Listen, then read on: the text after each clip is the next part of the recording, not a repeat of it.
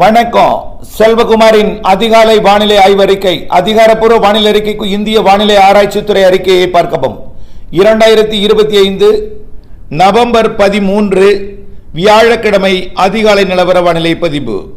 நேற்றைக்கு டெல்டா மாவட்டங்களில் நேற்றைக்கு காலையும் புதுக்கோட்டை மாவட்டத்திலையும் பொழிந்த மழை ராமநாதபுரம் மற்றும் தென் மாவட்டங்களின் பெரும்பாலான பகுதிகள் மேற்கு தொடர்ச்சி மலைப்பகுதிகளில் எதிர்பார்த்தது போலவே பொழிந்தது.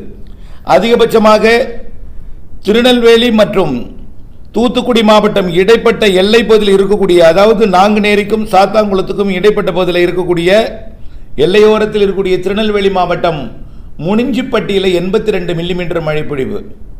டெல்டா மாவட்டங்களில் பார்த்தீங்கன்னா மன்னார்குடியில் 17 மில்லிமீட்டர், திருவாரூர் 11 மில்லிமீட்டர், சென்னையில் கூட மழை தான். Chennai Ice House 14 millimetre, Vedaranyam ஒன்றியம் பஞ்சநதிக்குளம் 11 மில்லிமீட்டர், கோடியக்கரை 8 மில்லிமீட்டர். ரொம்ப குறைவான மழை தான். இருந்தாலும் இது உயிர் கொடுக்கும் மழை கொடுக்கும் என்றும் கொடுத்து கொண்டிருக்கிறது.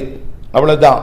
இந்த மழைப்பிடிவு இன்றைக்கும் இருக்கும், நாளை இதை விட குறைவாக இருக்கும். இந்த உயிர் கொடுக்கும் மழை, இந்த உயிர் கொடுக்கும் மழைப்பிடிவிற்கு மிக குறைவான மழைப்பிடிவிற்கான காரணம் என்னன்னா, வங்கக்கடலிலே இலங்கையோட தென்கிழக்கு பகுதியை ஒட்டி நீடித்து கொண்டிருந்த காற்று சுழற்சி, கடலோடு இணைந்த காற்று சுழற்சி தற்பொழுது இலங்கைக்கு தெற்கு புறமாக குமரி கடல் பகுதியை நோக்கி நகர்ந்து கொண்டிருக்கிறது, அரபிக்கடலை நோக்கி நகர்வதற்கு. இது சுற்றுப்புற காற்றை ஈர்க்கும் பொழுது வட இந்திய குளிரலையை தமிழ்நாட்டின் ஊடாக ஈர்க்கிறது.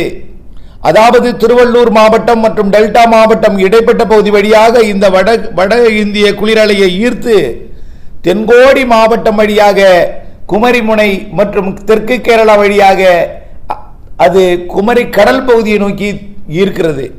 இதனால வருவது குளிர்காற்று. குளிர்காற்றுக்கு வெப்பம் உயர்ந்தால் மழை பொழிவை கொடுக்கும். அந்த குணாதிசயத்தின் காரணமாக தான் நேற்றைக்கு காலை பொழுது விடிந்ததும் பள்ளி திறக்கும் நேரத்தில் மழை பொழிவை கொடுத்தது. அப்படியே படிப்படியே தெற்கே போய் எல்லா இடத்திற்கும் வெப்பச்சலன இடிமழை பொழிவை, நனைக்கும் மழை பொழிவை எல்லாம் கொடுத்தது. அதன் அடிப்படையில் இப்பொழுது ராமநாதபுரம் மாவட்டம் கடலோர பகுதிகளில் மழை, அதாவது சரியா சொல்ல போனால் ஏறுவாடி, கீழக்கரை, மேலும்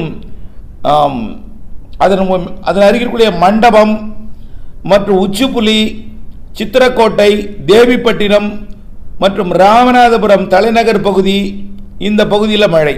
அதாவது ராமநாதபுரம் சுற்றுவட்டாரம், ஏர்வாடி, கீழக்கரை, அதன் ஒட்டி உள்ள பகுதி மழை.